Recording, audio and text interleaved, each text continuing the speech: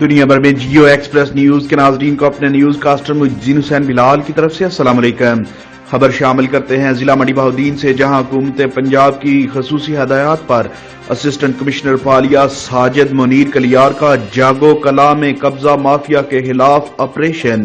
99 ایکڑ پر مشتمل 220 ملین روپے مالیت کی چراگاہ کا رقبہ واگزار کروا لیا۔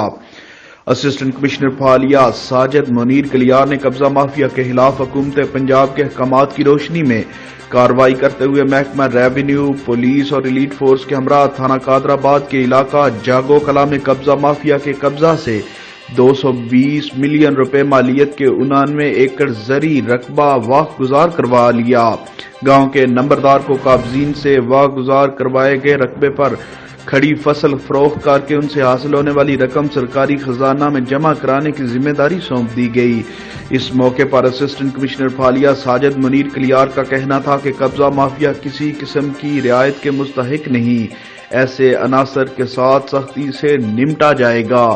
کیمرہ مین نوید افضل کے ساتھ رپورٹ شاہد سامول، جیو ایکسپریس نیوز، منڈی بہاؤدین۔